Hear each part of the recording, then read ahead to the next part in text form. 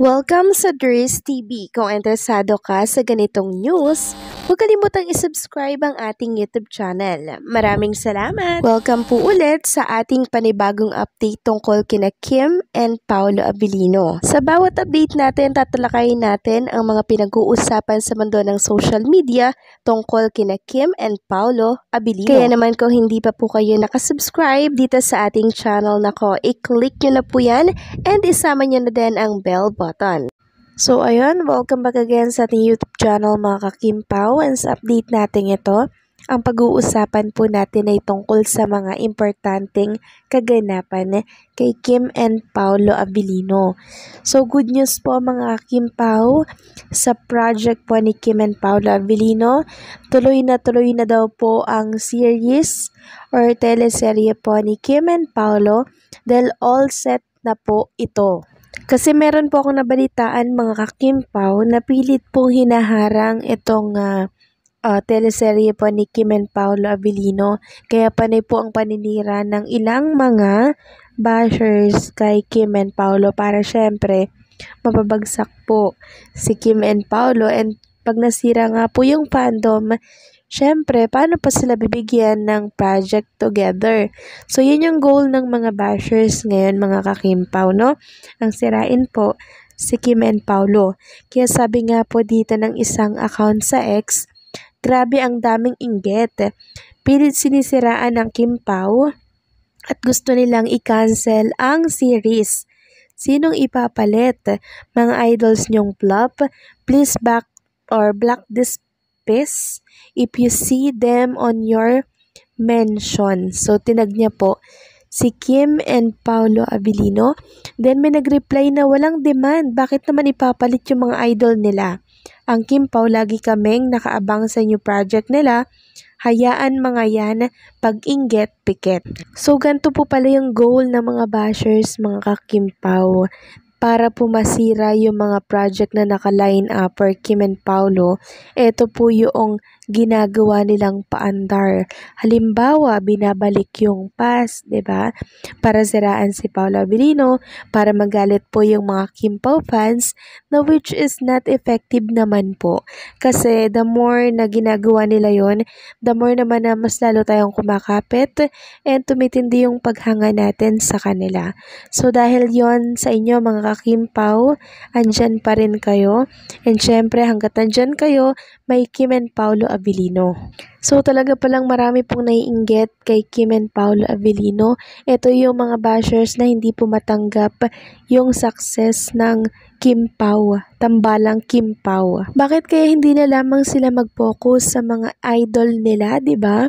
I-try nilang, itaas nila, 'di ba? Baka meron pang chance.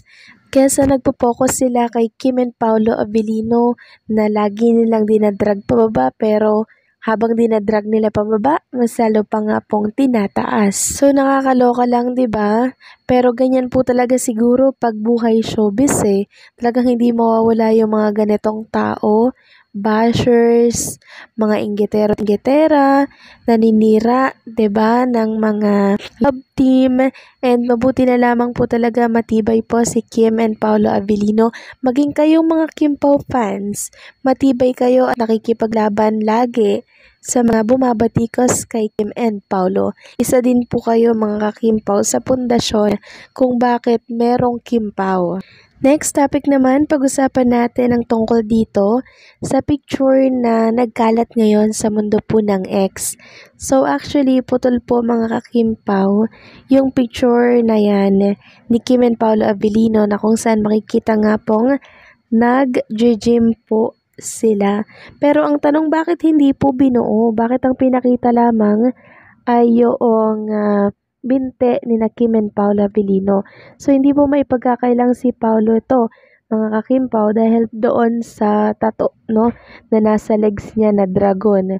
Si Paolo Abilino po kasi ang may tatong ganyan, na si Chinita Princess yung naka-green po ng pang-itaas. So, ito ngayon yung pinag-uusapan sa X. Ito daw ay kanina nangyari, no, kaninang umaga. Sabi po ni Lottie, sorry naman, di pa ganun kagaling mag-edit. kalokohan ng mga walang ayuda. So, totoo po yung ayudang yan, binubuo lang nila mga kakimpo kasi nga, ano lang parang putol yung picture. Kaya ang ginagawa nila, ini-edit nila hanggang sa mabuo po. Sabi nga nila parang manananggal daw si Kim and Paolo Avellino kasi umabot daw sa ganito, no? Putol yung picture. Sabi nga ng isa, naloka ako, manananggal. Tapos may nag-comment pa dito na, when is recent? I think kaninang umaga, So, ayan po, kaninang umaga daw ito. So, I think kaya po nagdadamot si Kim and Paolo Avellino ng mga paayuda.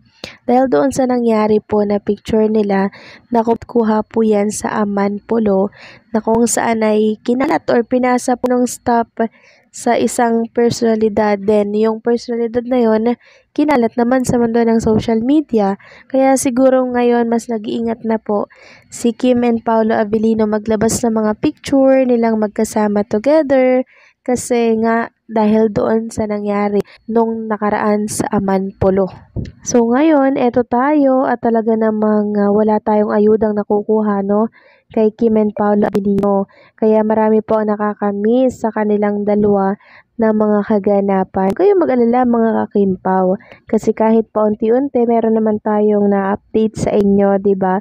And kahit naman hindi po mag-update si Kim and Paolo Avellino na sila magkasama, alam naman natin na lagi silang magkasama.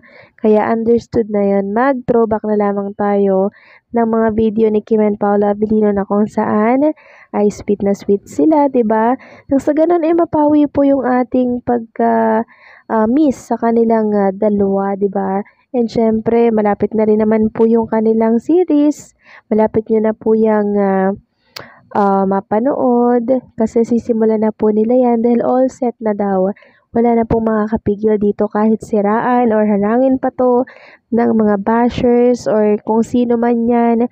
All set na daw mga kakimpaw dahil alam at ramdam po ng management ni Kim and Paolo Avellino yung pangungulila po ninyong lahat kay Kim and Paolo. And malay nyo, isa po sa parte, no, ng project na to yung hindi sila mag-update para syempre mamiss ng Kim Pao fans si Kim and Paolo Avellino para paglabas po ng project nilang series, 'di ba?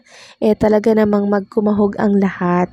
So malay nyo lang naman mga kakimpaw, ito'y parte no ng project nila. And ito pa ang good news mga kakimpaw, 'di ba nag-update po si Chinita Princess ng video niya. Kuha po ito sa Bali Scene na nakita nga po ng mga Kimpaw Nation na nag-heart react dito si Paolo Avellino. So yan, ipapakita ko na lamang po sa inyo mga Kimpaw. And sabi nga po nila hindi daw po nakatiis si Paolo Avellino na hindi daw mag-react sa napaka-sexy pong video ni So sa mga simpleng ganap na yan, napapawi po yung pagkamiss natin sa kanila, hindi po ba? So paano, hanggang dito na lamang po ang update natin. Maraming salamat po sa patuloy na pagsuporta.